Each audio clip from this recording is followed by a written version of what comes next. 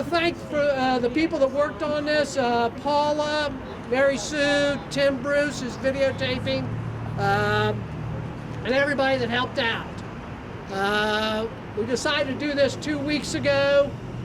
There's a group called Council of Elders, which are mainly African American folks who are veterans of the Civil Rights Movement, and they put out a call to have people read this today because it's as important today as it was 50 years ago, and maybe even, well, as important for sure. There are several things going on. I want to make just a couple quick announcements before we get started. At 5:30, there's a similar discussion about this speech and Martin Luther King. The Season for Nonviolence up on Salem Avenue is having a dinner and a discussion, and we're all invited to go up there after this. That's at 1516 Salem Avenue. So I'm going to be over there, and if you want to continue afterwards, please come up there. Dawn, Dayton's Against War Now, is a group that's does monthly peace protest. The next one's going to be on the 15th at the corner of Far Hills and Stroop at 1 o'clock. Dawn was started by a group of people, Hillary and Jim Lucas. I don't know how many of you knew Jim Lucas, but Jim Lucas was a backbone of the peace movement here for many, many years. And he passed away yesterday.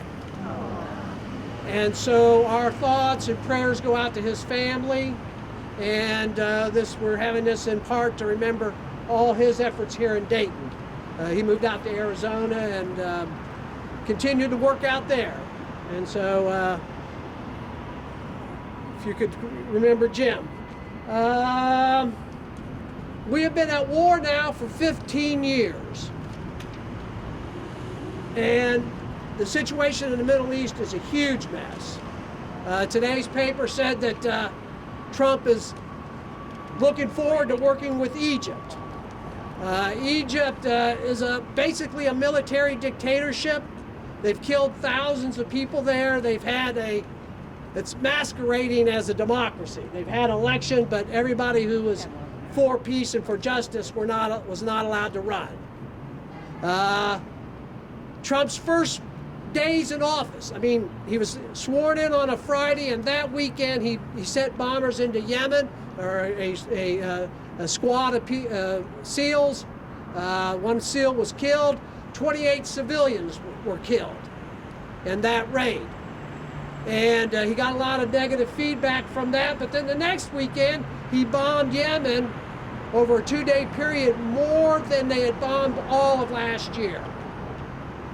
Saudi Arabia is keeping food out of the hands of the Houthis there, who've been in rebellion for quite a while. It is the poorest country in the Middle East. There are millions of people there on the brink of starvation. You are preaching to the choir. I know, but I want to get this out there. The reason we're here today at Mike Turner's office is he's a big supporter of the military-industrial complex, and he supported selling cluster bombs to Saudi Arabia. The people in Yemen have agreed to have free elections, but the United States and Saudi Arabia don't want free elections. So, without any more information, I appreciate everybody coming out, but we're going to start the speech Beyond Vietnam, declaring independence from the war in Vietnam.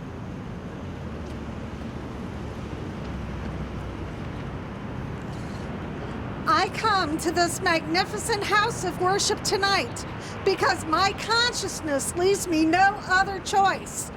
I join with you in this meeting because I am in the deepest agreement with the aims and works of the organization which brought us together, clergy and laymen concerned with Vietnam. The recent statement of your executive committee are the sentiments of my heart and I found myself in full accord when I read its opening lines. A time comes when silence is betrayal.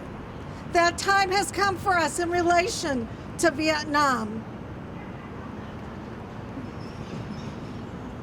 The truth of these words is beyond doubt, but the mission to which they call us is a most difficult one. Even when pressed by the demands of inner truth, we do not easily assume the task of opposing their government's policy, especially in time of war. Nor does the human spirit move without great difficulty against all the apathy of conformist thought within one's own bosom and in the surrounding world. Moreover, when the issues at hand seem as perplexed as they often do in the case of this dreadful conflict, we are always on the verge of being mesmerized by uncertainty, but we must move on. Some of us who have already begun to break the silence of the night have found that the calling to speak is often a vocation of agony, but we must speak. We must speak with all the humility that is appropriate to our limited vision, but we must speak. We must rejoice as well, for surely this is the first time in our nation's history that a significant number of its religious leaders have chosen to move beyond the prophesying of smooth patriotism to the high grounds of a firm dissent based upon the mandates of conscience and the reading of history. Perhaps a new spirit is rising among us. If it is, let us trace its movement well and pray that our own inner being may be sensitive to its guidance, for we are deeply in need of a new way beyond the darkness that seems so close around us.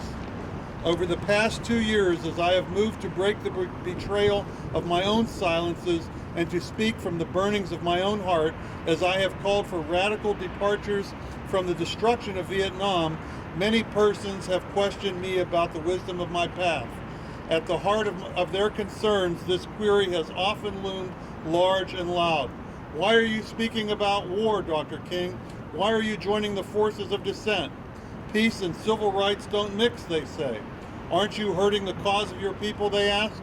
And when I hear them, though I often understand the source of their concern, I am nonetheless greatly saddened, for such questions mean that the inquirers have not really known me, my commitment, or my calling.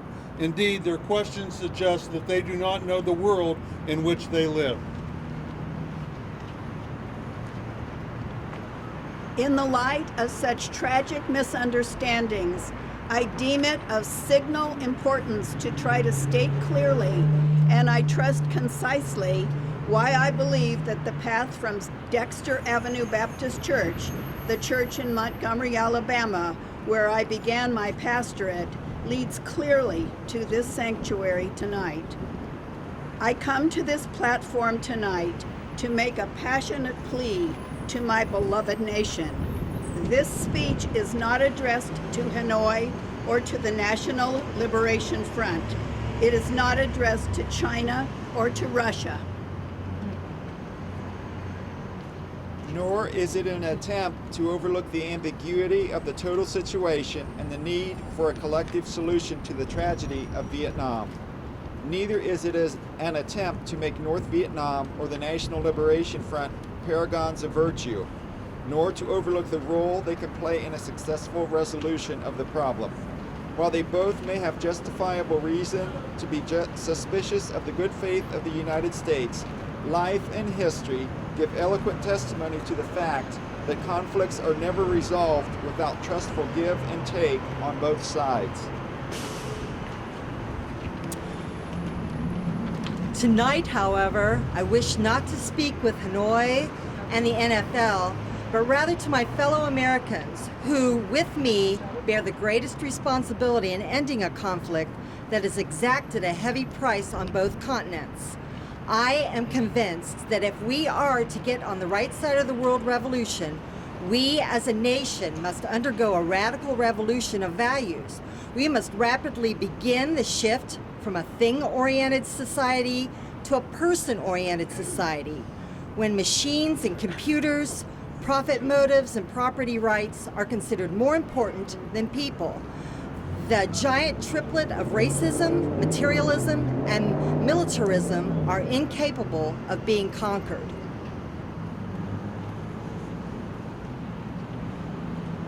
Since I am a preacher by trade, I suppose it is not surprising that I have 7 major reasons for bringing Vietnam into the field of my moral vision.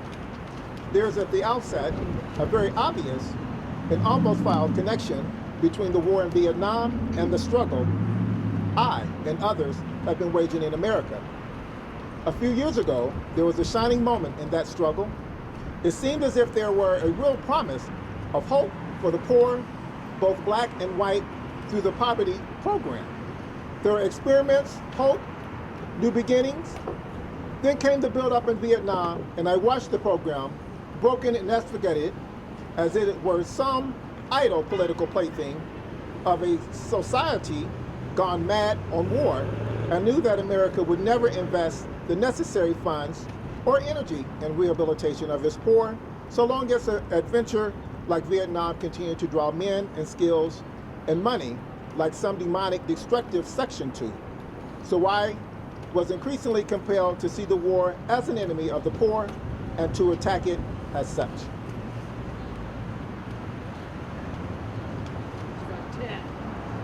Perhaps the more tragic recognition of reality took place when it became clear to me that the war was doing far more than devastating the hopes of the poor at home.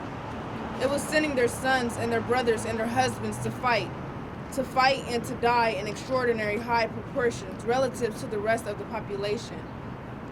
We were taking the black young men who had been crippled by our society and sending them 8,000 miles away to guarantee liberties in Southeast Asia, which they had not found in Southwest Georgia and East Harlem.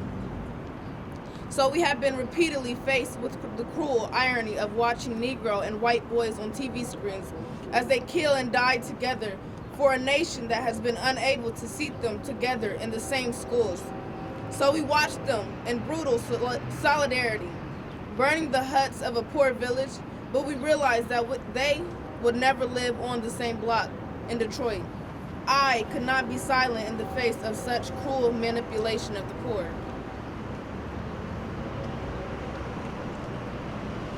My third reason moves me to even deeper levels of awareness, for it grows out of my experience in the ghetto of North over the last 3 years, especially the last 3 summers.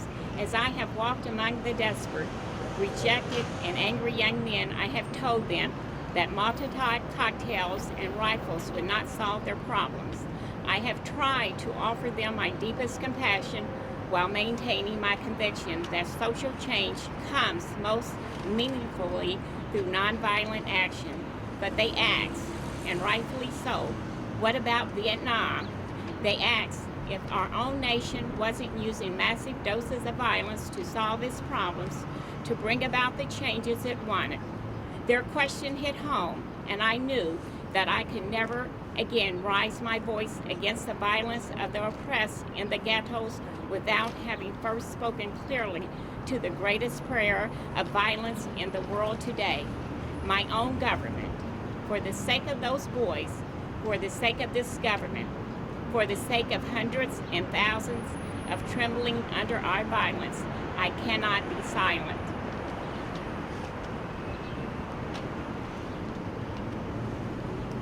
For those who ask the question, aren't you a civil rights leader?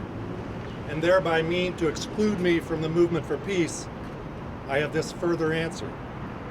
In 1957, when a group of us formed the Southern Christian Leadership Conference, we chose as our motto, to save the soul of America. We were convinced that we could not limit our vision to certain rights for black people, but instead affirmed the conviction that America would never be free or saved from itself unless the descendants of its slaves were loosed completely from the shackles they still wear.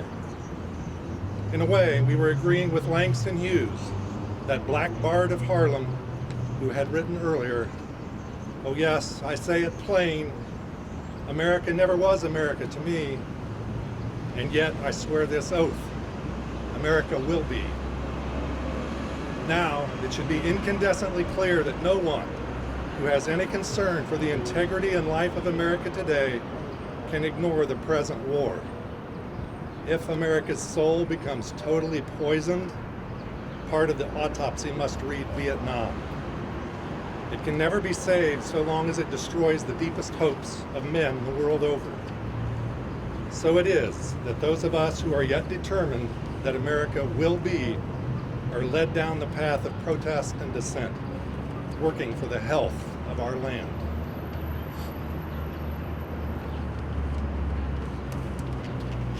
As if the weight of such a commitment to the life and health of America were not enough, another burden of responsibility was placed upon me in 1964.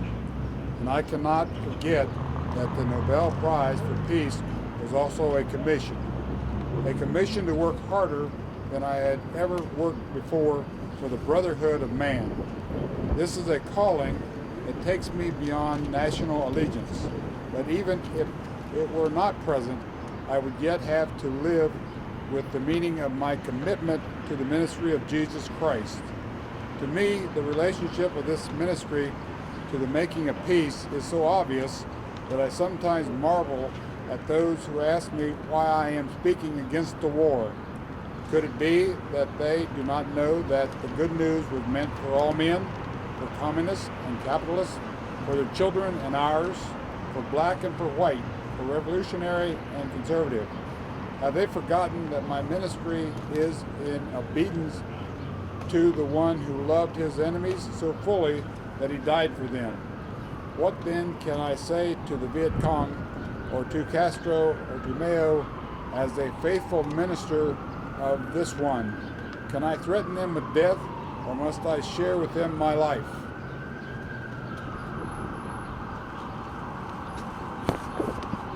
Finally, as I try to delineate for you and for myself the road that leads from Montgomery to this place, I would have offered all that was most valid if I simply said that I must be true to my convictions that I share with all men, the calling to be a son of the living God. Beyond the calling of race or nation or creed is this vocation of sonship and brotherhood. And because I believe that the Father is deeply concerned, especially for the suffering and helpless and outcast children, I come tonight to speak for them. This I believe to be the privilege and the burden of all of us who deem ourselves bound by allegiances and loyalties which are broader and deeper than nationalism, and which go beyond our nation's self-defined goals and positions. We are called to speak for the weak, for the voiceless, for victims of our nation, and for those it calls enemy.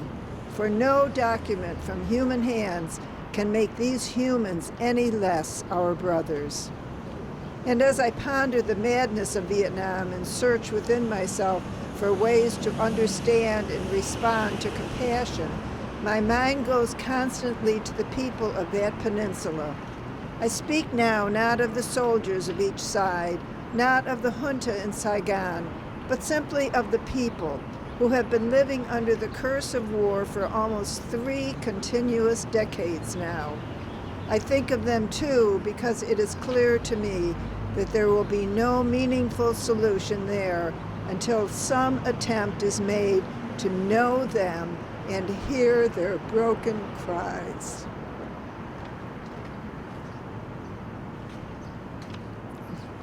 They must see Americans as strange liberators.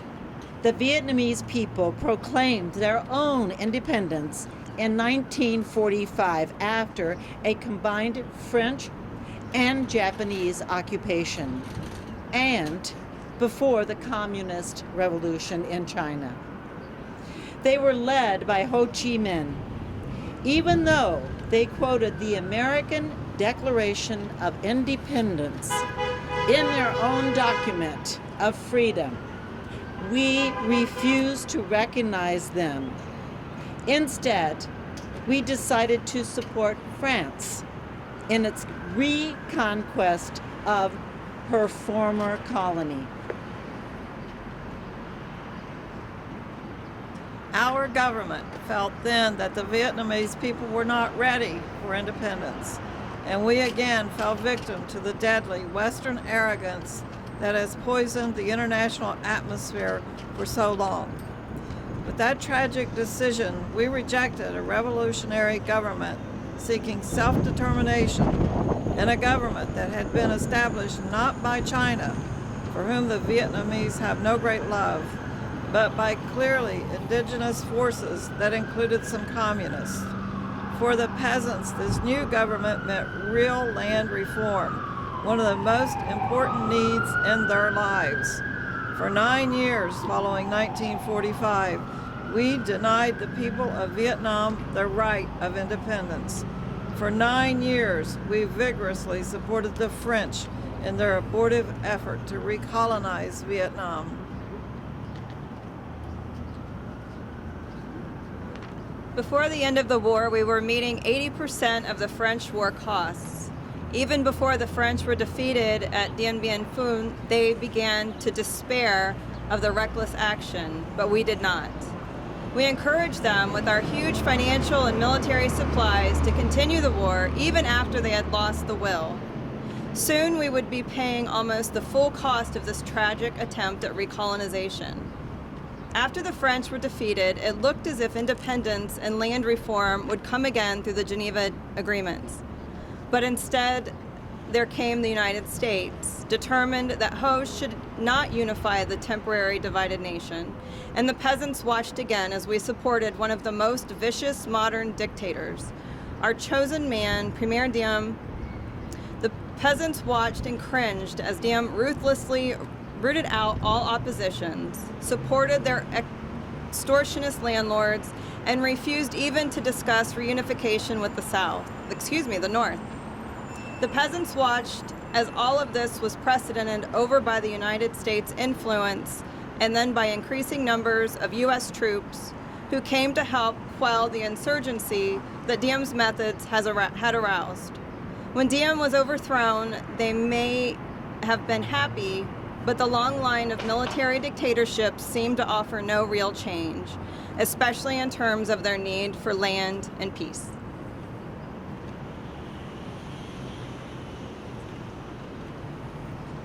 The only change came from America as we increased our troop commitments in support of governments which were singularly corrupt, inept, and without popular support.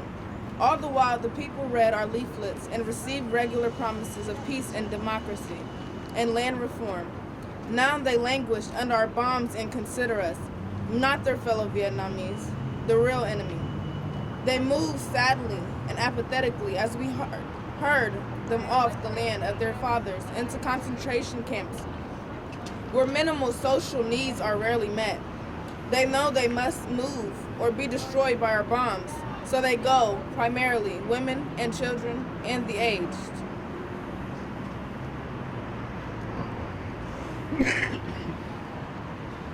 They watch as we poison their water, as we kill 1 million acres of their crops. They must weep as the bulldozers roar through their areas, preparing to destroy the precious trees. They wander into the hospitals with at least 20 casualties from American firepower for one Viet Cong inflicted injury. So far, we may have killed 1 million of them, mostly children. They wander into the towns and see thousands of the children homeless, without clothes, running in packs on the street like animals. They see the children degraded by our soldiers as they beg for food. They see the children selling their sisters to our soldiers, soliciting for their mothers.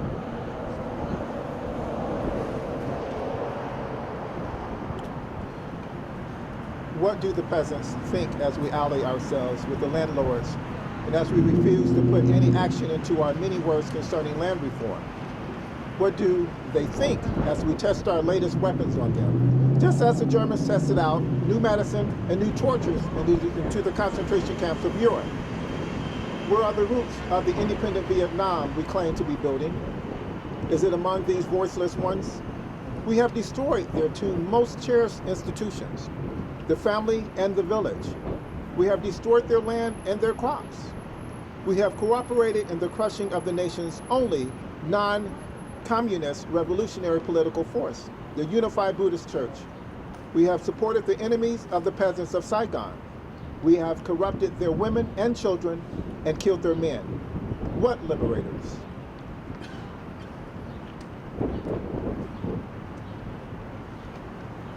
Now there is little left to build on, save bitterness.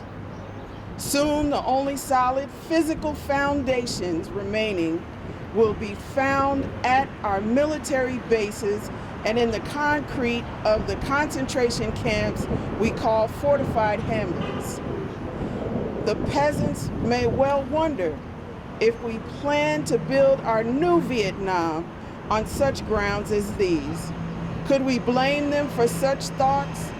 We must speak for them and raise the questions they cannot raise. These too are our brothers.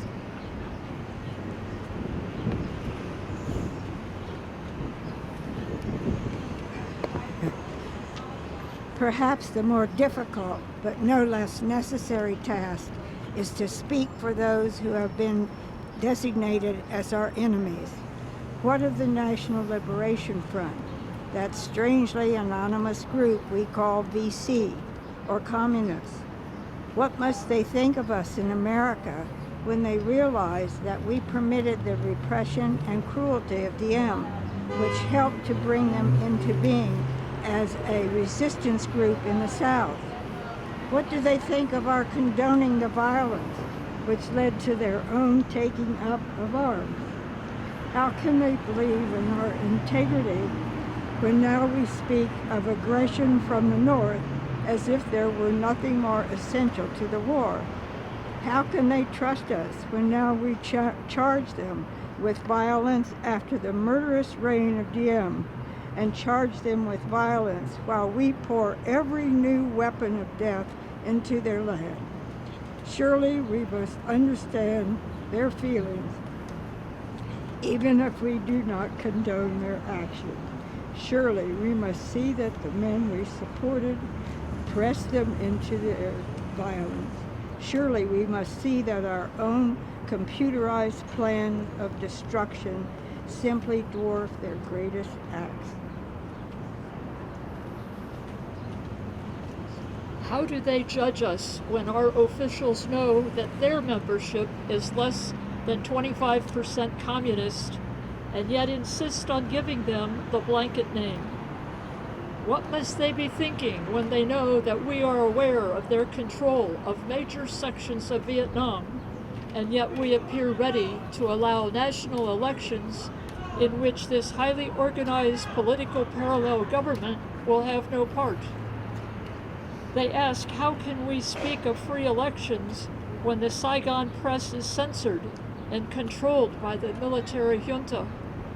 And they are surely right to wonder what kind of new government we plan to form, to help form without them, the only party in real touch with the peasants. They question our political goals, and they deny the reality of a peace settlement from which they will be excluded. Their questions are frighteningly relevant.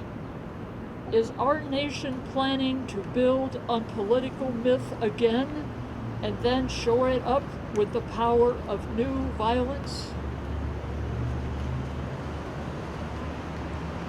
Here is the true meaning and value of compassion and nonviolence when it helps us to see the enemy's point of view, to hear his questions, to know his assessment of ourselves. For from his view, we may indeed see the basic weaknesses of our own condition, and if we are mature, we may learn and grow and profit from the wisdom of the brothers who are called the opposition. So too with Hanoi. In the north, where our bombs now pummel the land and our mines endanger the waterways, we are met by a deep but understandable mistrust. To speak for them is to explain this lack of confidence in Western words, and especially their distrust of American intentions now. In Hanoi are the men who led the nation to independence against the Japanese and the French, the men who sought membership in the French Commonwealth and were betrayed by the weakness of Paris and the willfulness of the colonial armies. It was they who led a second struggle against French domination at tremendous cost, and then were persuaded to give up the land they controlled between the 13th and 17th parallel as a temporary measure at Geneva. After 1954, they watched us conspire with Diem to prevent elections which would have surely brought Ho Chi Minh to power over a united Vietnam, and they realized they had been betrayed again.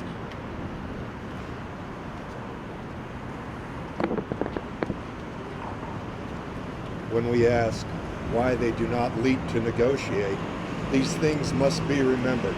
Also, it must be clear that the leaders of Hanoi considered the presence of American troops in support of the Diem regime to have been the initial military breach of the Geneva agreements concerning foreign troops. And they remind us that they did not begin to send any large number of supplies or men until American forces had moved into the tens of thousands. Hanoi remembers how our leaders refused to tell us the truth about the early North Vietnamese overtures for peace, how the president claimed that none existed when they had clearly been made. Ho Chi Minh has watched as America has spoken of peace and built up its forces, and now he has surely heard of the increasing international rumors of American plans for an invasion of the North. He knows the bombing and shelling and mining we are doing are part of traditional pre-invasion strategy. Perhaps only his sense of humor and of irony can save him when he hears the most powerful nation of the world speaking of aggression as it drops thousands of bombs on a poor, weak nation more than 8,000 miles away from its shores. At this point, I should make it clear that while I have tried in the last few minutes to give a voice to the voiceless on Vietnam and to understand the arguments of those who are called enemy, I am as deeply concerned about our troops there as anything else. For it occurs to me that what we are submitting them to in Vietnam is not simply the brutalizing process that goes on in any war where armies face each other and seek to destroy. We are adding cynicism to the process of death, for they must know, after a short period there, that none of the things we claim to be fighting for are really involved. Before long, they must know that their government has sent them into a struggle among Vietnamese, and the more sophisticated surely realize that we are on the side of the wealthy and the secure while we create hell for the poor.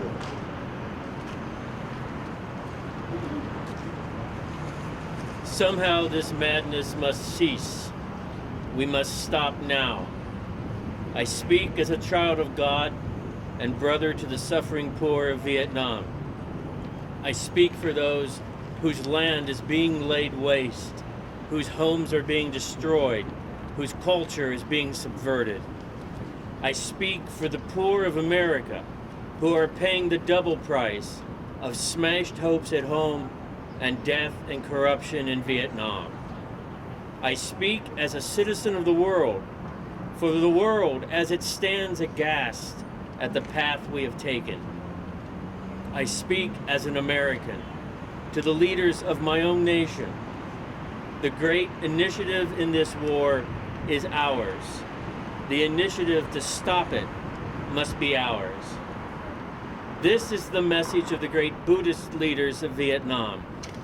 Recently, one of them wrote these words: "Every day the war goes on, the hatred increases in the heart of the Vietnamese and in the hearts of those of humanitarian instinct. The Americans are forcing even their friends into becoming their enemies. It is curious that the Americans, who calculate so carefully on the possibilities of military victory, do not realize that in the process they are incurring deep psychological and political defeat. The image of America will never again be the image of revolution, freedom, and democracy, but the image of violence and militarism. If we continue, there will be no doubt in my mind and in the mind of the world that we have no honorable intentions in Vietnam, it will become clear that our minimal expectation is to occupy it as an American colony, and men will not refrain from thinking that our maximum hope is to goad China into a war so that we may bomb her nuclear installations. If we do not stop our war against the people of Vietnam immediately, the world will be left with no other alternative than to see this as some horribly clumsy and deadly game we have decided to play.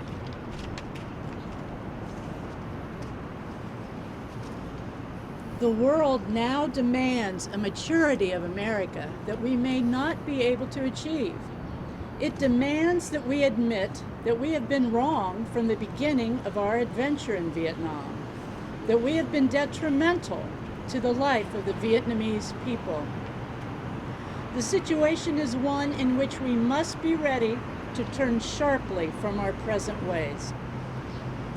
In order to atone for our sins and errors in Vietnam, we should take the initiative in bringing a halt to this tragic war. I would like to suggest 5 concrete things that our government should do immediately to begin the long and difficult process of extricating ourselves from this nightmarish conflict. 1. End all bombing in North and South Vietnam. 2. Declare a unilateral ceasefire in the hope that such action will create the atmosphere for negotiation. 3. Take immediate steps to prevent other battlegrounds in Southeast Asia by curtailing our military buildup in Thailand and our interference in Laos. 4. Realistically accept the fact that the National Liberation Front has substantial support in South Vietnam and must thereby play a role in any meaningful negotiations and in any future Vietnam government. 5. Set a date that we will remove all foreign troops from Vietnam in accordance with the 1954 Geneva Agreement. Part of our ongoing commitment might well express itself in an offer to grant asylum to any Vietnamese who fears for his life under a new regime which included the Liberation Front. Then we must make what reparations we can for the damage we have done. We must provide the medical aid that is badly needed, making it available in this country if necessary.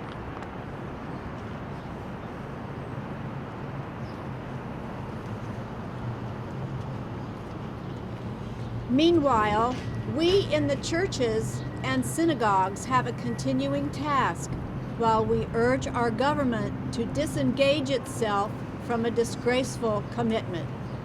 We must continue to raise our voices if our nation persists in its perverse ways in Vietnam. We must be prepared to match actions with words by seeking out every creative means of protest possible.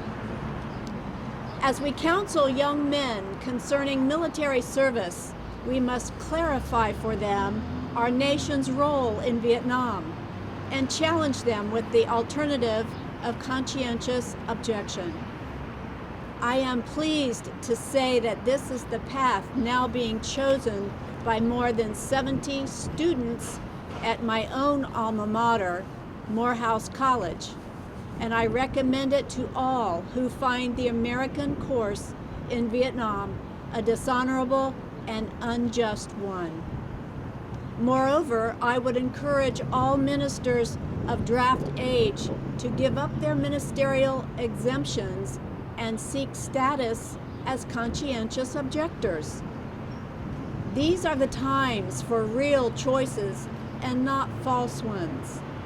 We are at the moment when our lives must be placed on the line if our nation is to survive its own folly. Every man of humane convictions must decide on the protest that best suits his convictions. But we must all protest.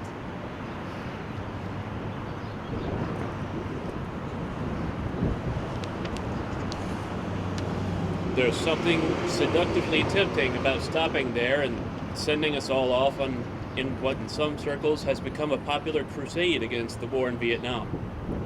I say we must enter the struggle, but I also wish to go on now to say something even more disturbing. The war in Vietnam is but a symptom of a far deeper malady in the American spirit. And if we ignore this sobering reality, we will find ourselves organizing clergy and laymen concerned committees for the next generation. They will be concerned about Guatemala and Peru. They will be concerned about Thailand and Cambodia. They will be concerned about Mozambique and South Africa. We will be marching these and a dozen other names and attending rallies without end until there is a significant and profound change in American life and policy. Such thoughts take us beyond Vietnam, but not beyond our calling as sons of the living God.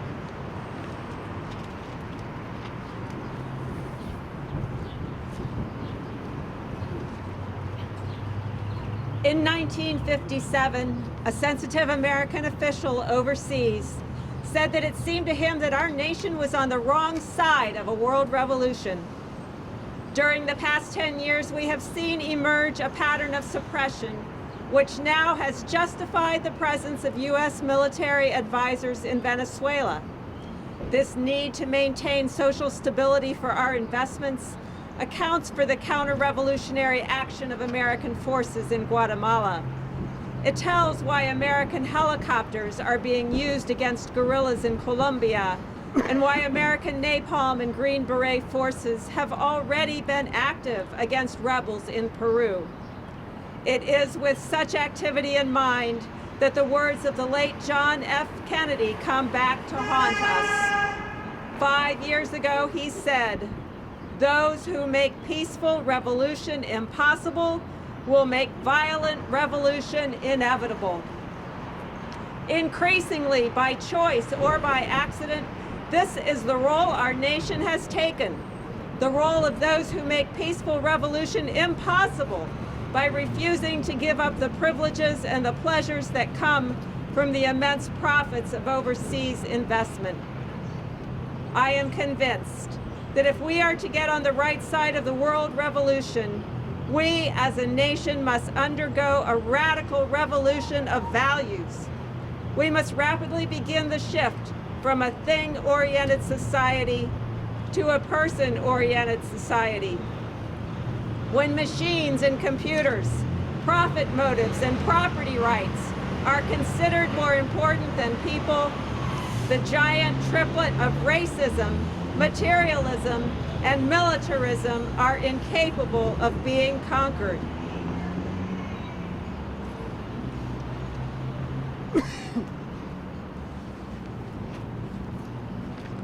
A true revolution of values will soon cause us to question the fairness and justice of many of our past and present policies.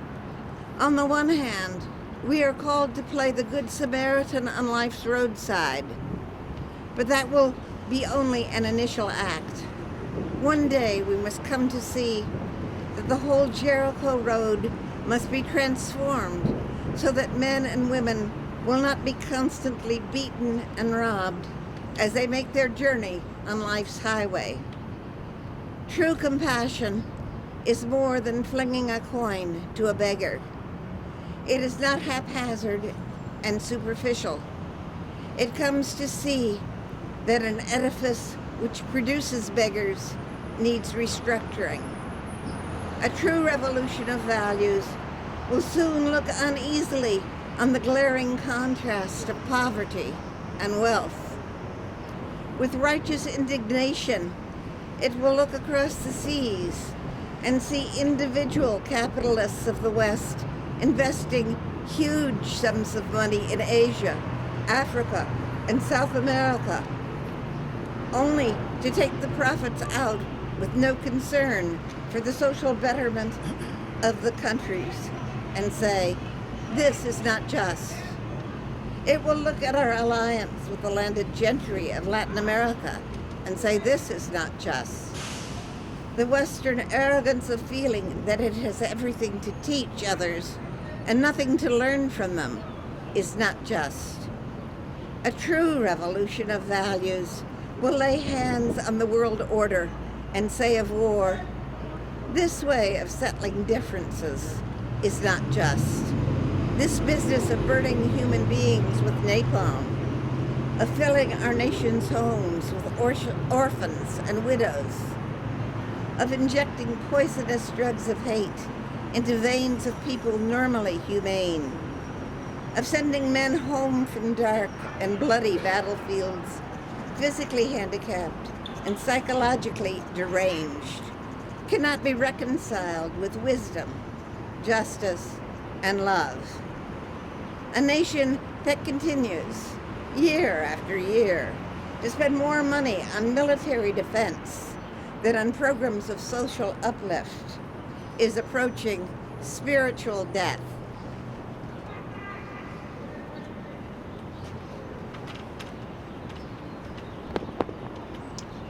America, the richest and most powerful nation in the world, can well lead the way in this revolution of values. There is nothing except a tragic death wish to prevent us from reordering our priorities so that the pursuit of peace will take precedence over the pursuit of war. There is nothing to keep us from molding a recalcitrant status quo with bruised hands until we have fashioned it into a brotherhood. This kind of positive revolution of values is our best defense against communism. War is not the answer. Communism will never be defeated by the use of atomic bombs or nuclear weapons.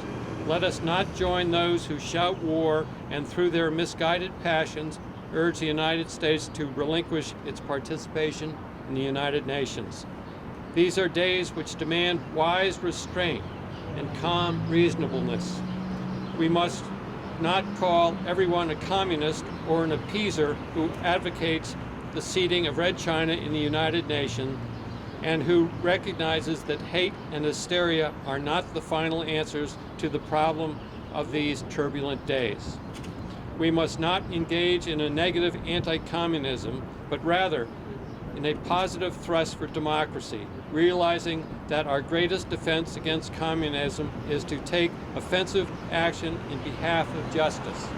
We must, with positive action, seek to remove those conditions of poverty, insecurity, and injustice which are the fertile soil in which the seed of communism grows and develops.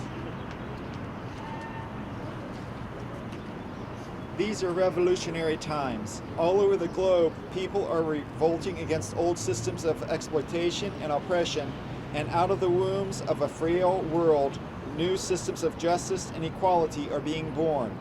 The shirtless and barefoot people of the land are rising up as never before.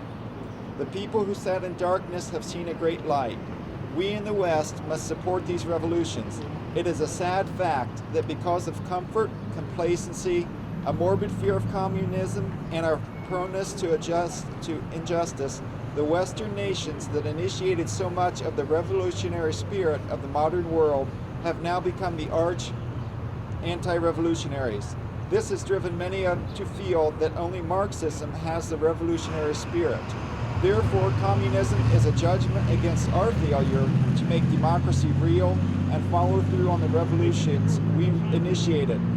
Our only hope today lies in our ability to recapture the revolutionary spirit and go out into a sometimes hostile world, declaring eternal hostility to poverty, racism, and militarism.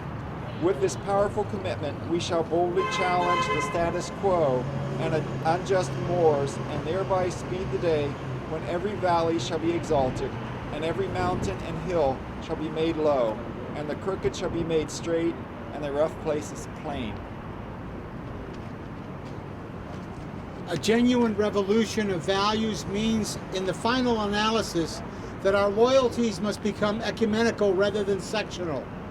Every nation must now develop an overriding loyalty to humankind as a whole in order to preserve the best in their individual societies. This call for a worldwide fellowship that lifts neighborly concerns beyond one's tribe, race, class, and nation is in reality a call for an all-embracing and unconditional love for all people. This oft understood and misinterpreted concept, so readily dismissed by the Nietzsches of the world as a weak and cowardly force, has now become an absolute necessity for the survival of humankind. When I speak of love, I am not speaking of some sentimental or weak response. I am speaking of that force for which all the great religions have seen as the supreme unifying principle of life. Love is somehow the key that unlocks the door which leads to ultimate reality. The Hindu, Muslim, Christian, Jewish, Buddhist belief that ultimate reality is beautifully summed up in the first epistle of St. John. Let us love one another, for love is God, and everyone that loves is born of God and knows God. God is the one that loveth not, knoweth not God, for God is love. If we love one another, God dwells within us, and God's love is perfected in us. Let us hope that this spirit will become the order of the day. We can no longer afford to worship the God of hate or bow before the altar of retaliation. The oceans of history are made turbulent by the ever-rising tides of hate. History is cluttered with the wreckage of nations and individuals that pursued this self-defeating path of hate. As Arnold Toynbee says, love is the ultimate force that makes for the saving choice of life and good against the damning choice of death and evil. Therefore, the first hope in our inventory must be the hope that love is going to have the last word. We are now faced with the fact that tomorrow is today. We are confronted with the fierce urgency of now. In this unfolding conundrum of life and history, there is such a thing as being too late. Procrastination is still the thief of time. Life often leaves us standing bare, naked, and dejected with a lost opportunity. The tide in affairs of men does not remain at the flood, it ebbs. We may cry out desperately for time to pause in her passage, but time is deaf to every plea and rushes on. Over the bleached bones and jumbled residue of numerous civilizations are written the pathetic words, too late. There is an invisible book of life that faithfully records our vigilance or neglect. The moving finger writes, and having writ, moves on. We still have a choice today, nonviolent coexistence or violent co-annihilation.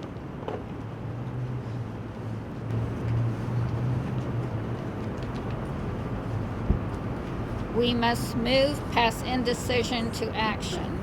We must find new ways to speak for peace in Vietnam and justice throughout the developing world, a world that borders on our doors. If we do not act, we shall surely be dragged down the long, dark, and shameful corridors of time reserved for those who possess power without compassion, might without mortality, and strength without sight. Now let us begin. Now let us rededicate ourselves to the long and bitter, but beautiful, struggle for a new world. This is the calling of the sons of God, and our brothers wait eagerly for our response. Shall we say the odds are too great? Shall we tell them the struggle is too hard? Will our message be that the forces of American life militate against their arrival as full men, and we send our deepest regrets? Or will there be another message of longing, of hope, of solidarity with their yearnings, of commitments to their cause, whatever the cost? Their choice is ours, And though we might prefer it otherwise, we must choose in this crucial moment of human history.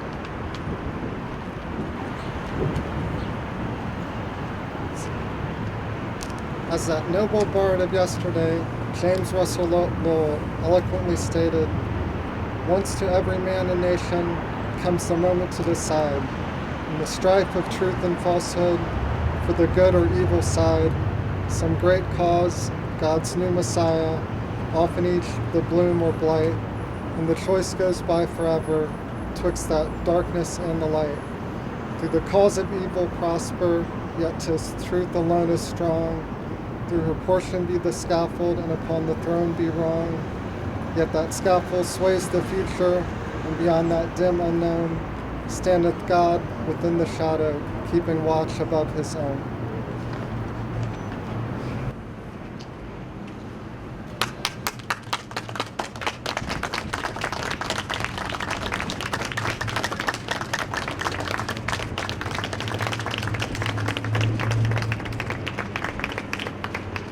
Anybody would like to say a word of encouragement? I would. Go ahead, Hillary. If people heard the words, it's still there. Yes. And maybe Trump is a slap in the face that we realize we've got to redouble our efforts to build, as Dr. King said, to build a better world. So let's redouble our efforts right now.